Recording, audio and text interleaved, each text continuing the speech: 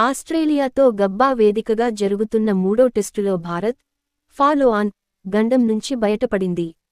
టెయిలెండర్లు జస్ప్రీత్ బుమ్రా 10 27 బంతుల్లో 1 సిక్స్, ఆకాశ్ దీప్ 27 31 బంతుల్లో 2 ఫోర్లు, 1 సిక్స్, 10వ వికెట్కు 39 పరుగులు జోడించి ఫాలో ఆన్ నుంచి కాపాడారు. నాలుగో రోజు ఆట ముగిసే సమయానికి టీమిండియా 252/9 స్కోరుతో ఉంది. 213 పరుగుల వద్ద రవీంద్ర జడేజా 77 అవుటవ్వడంతో భారత శిబిరంలో గుబులు మొదలైంది.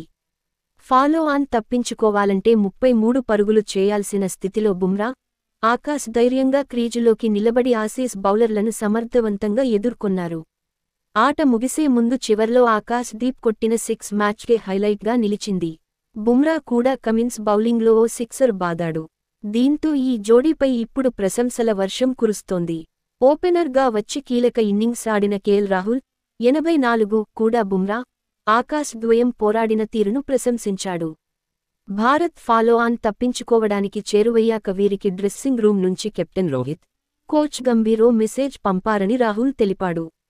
లోయర్ ఆర్డర్లోని బ్యాటర్లు విలువైన పరుగులు చేయడం చాలా బాగుంది. బ్యాటింగ్లో రాణించడానికి బౌలర్లు తీవ్రంగా శ్రమిస్తారు. బుమ్రా, ఆకాశ్లో చిన్న భాగస్వామ్యం నెలకొల్పడం మంచి విషయానికి. ఫాలో ఆన్ నుంచి బయటపడటం అనేది కీలకమైనది. మ్యాచ్కు వర్షం అంతరాయం కలిగిస్తుందని తెలియడంతో అప్పటివరకు వికెట్ కాపాడుకుంటే సరిపోతుందని బుమ్రా, ఆకాశ్ భావించారు. అదే విధంగా ఆట ముగిసింది. చివరి అరగంటలో ఆట రసవత్తరంగా సాగింది. వారు చేసిన పరుగులు, బ్యాటింగ్ చేసిన విధానం మాత్రమే కాదు ధైర్యంగా బౌన్సర్లను కాచుకున్న తీరు అద్భుతం. కొన్ని షాట్లు కూడా ఆడారు. ఇది వారితో పాటు జట్టులోని మిగతా ఆటగాళ్లకు చాలా ఆత్మవిశ్వాసాన్నిస్తుంది అని రాహుల్ పేర్కొన్నాడు. ఆకాశ్ షాట్లు ఆడటంతో టీమిండియా ఫాలో ఆన్ తప్పించుకోవడానికి చేరువయ్యాక ఆకాశ్ షాట్లు ఆడాడు.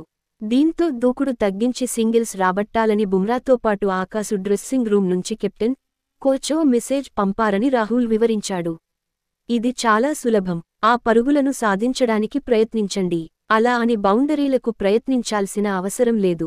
షాట్లు ఆడతారనే ఉద్దేశంతో ఫీల్డర్లను దూరంగా మోహరించారు.